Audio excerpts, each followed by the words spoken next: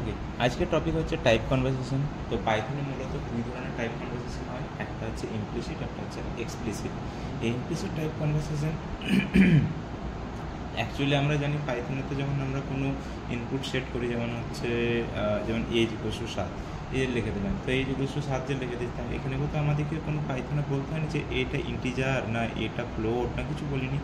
তো সেই জন্য হচ্ছে কি ইমপ্লিসিটলিভাবে এটা ডান হয়ে গেল, ইমপ্লিসিটলিভাবে এটা আমার হয়ে গেল। কিন্তু যখন হচ্ছে কি আমি পাইথনে যখন লিখবো যে এ বি ইকুয়ালস টু 7.2, এটা অটোমেটিক্যালি পাইথন ডিটারমাইন করে নিচ্ছে যে এটা 7.2 মানে এটা ফ্লোট। তো এটা যদি তোমরা যদি আগের থেকে যদি করে এসছো, আগের থেকে যদি তোমরা সি বা সি প্লাস প্লাস যদি করতে, তখন বুঝতে পারতে যে সি প্লাস প্লাসের ক্ষেত্রে কী হয়, যে 7.2 এই জিনিস 7.2 লেখার আগে এটা কি, এটা একটা হচ্ছে তোমার এটা একটা তোমার ইন্টিজার না এটা একটা ফ্লোট, তোমাকে আগে ডিফাইন করতে হতো। কিন্তু এখানে ডিফাইন করতে হয় না, কেননা এখানে কম্পিউটার বা পাইথনের যে কম্পাইলার আছে সে এটা অটোমেটিক্যালি A7 মানে এটাকে অ্যাজ এ ইন্টিজার হিসেবে ডিটারমাইন করে নেয়। সিমিলার কাইন্ড অফ যদি আমি টাইপ দেখতে চাই, আমি জানি টাইপের সিনট্যাক্স কি, যদি কোনো একটা ফাংশনের টাইপ দেখতে হয় তাহলে আমি type equals to type C লিখে দিলে আমি তার টাইপ পেয়ে যাই। তো সুতরাং সেইভাবে আমি দেখো এখানে লিখলাম যে টাইপ সি, তো এখানে আমি ক্লাস ইন্টিজার, ক্লাস হচ্ছে তোমার আমি দেখো এই যে সিটা কি ইন্টিজার না ফ্লোট আমি দেখতে না, সিটা ইন্টিজার।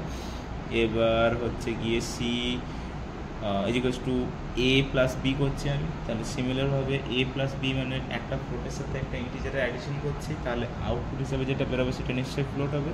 তো আমরা দেখে নিলাম এখানে 14.2 যে টাইপ করছে তখন ফ্লোট, তাহলে সেই সেম সি যে সি এর তোমার দেখো ইন্টিজার টাইপ ছিল সেটা কিন্তু পরবর্তীকালে ফ্লোটে কনভার্ট হয়ে গেল। কিন্তু কীভাবে, আমি তো কিছু বলিনি, আমি তো কিছু করতে বলিনি, বা আমিও তার কোনো টাইপ কাস্টিং করিনি, কিন্তু কম্পিউটার অটোমেটিক্যালি মানে পাইথন অটোমেটিক্যালি এই যে ভ্যারিয়েবলটি ছিল এর টাইপ কাস্টিং করে দিয়েছে। আরেকটা এক্সাম্পল যদি এক্সপ্লিসিটলিভাবে আমরা করতে চাই বা এক্সপ্লিসিটলিভাবে আমি দেখি, এক্সপ্লিসিটলিভাবে হলে কি হয়, সেক্ষেত্রে কি ম্যানুয়ালি আমাকে টাইপ কাস্টিং বা টাইপটাকে চেঞ্জ করতে হয়, ডেটা টাইপটাকে চেঞ্জ করতে হয়। যেমন আমি এখানে দেখছি এজ ইকুয়ালস টু আরসিবি আর বি ইকুয়ালস টু 3, সেক্ষেত্রে হচ্ছে এজ ইকুয়ালস টু আরসিবি মানে একটা স্ট্রিং একটা স্ট্রিং ডেটা টাইপ, আর বি হচ্ছে একটা 3 মানে হচ্ছে একটা তোমার একটা ইন্টিজার ডেটা টাইপ। সেক্ষেত্রে টাইপ যদি এ করি সেক্ষেত্রে আমি কী পাবো, সেক্ষেত্রে টাইপ এ করলে আমি পাবো ক্লাস এ মানে স্ট্রিং স্ট্রিং পাবো। তাহলে আমরা স্ট্রিং পাচ্ছি, সেক্ষেত্রে আমি যদি এই মুহূর্তে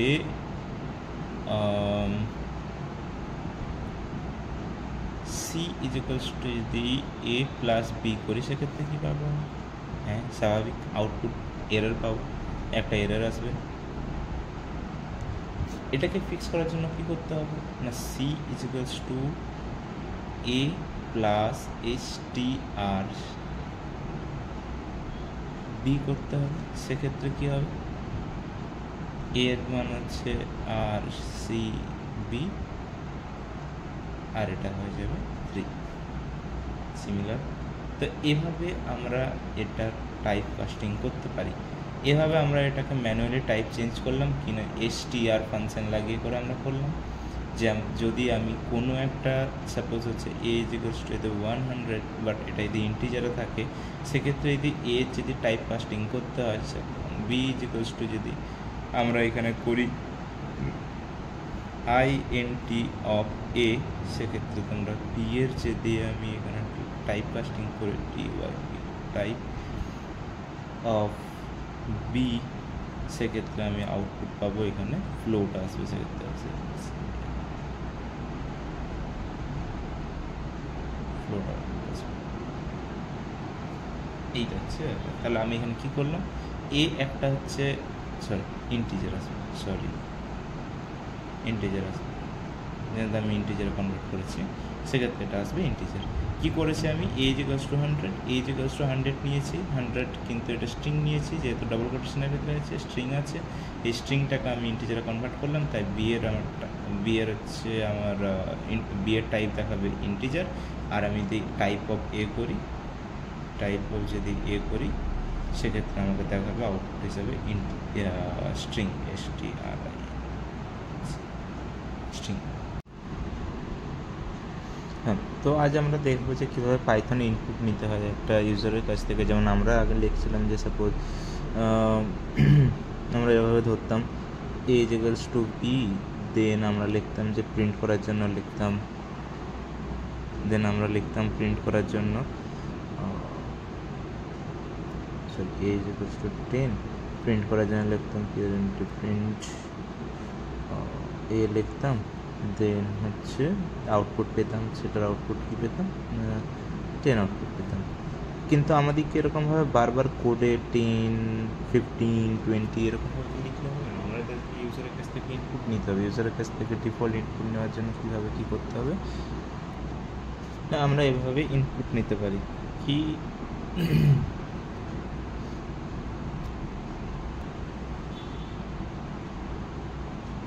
name is to input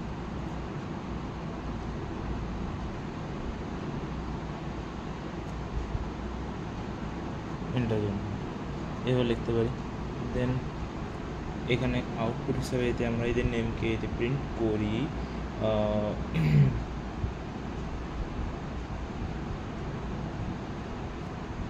name, then output হিসাবে আসবে কি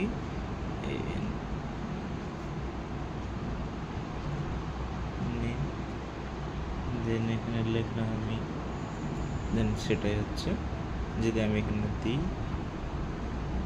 প্রিন্ট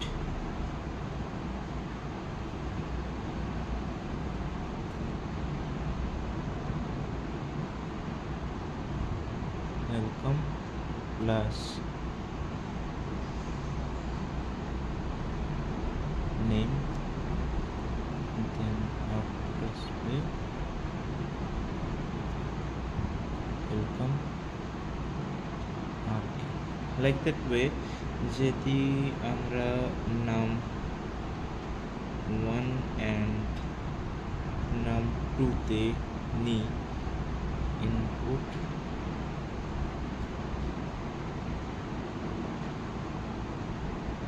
এন্টার ফার্স্ট নাম,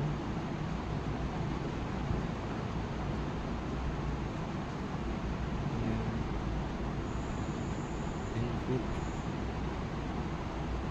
enter second num, then sum equals to num1 plus num2 then print sum, then it will be output will be then it is happening. First it will take input as a 12, দেন এর ফার্স্টে 12 নিল, দেন হচ্ছে হয়তো 15 দিলে, তাহলে 12,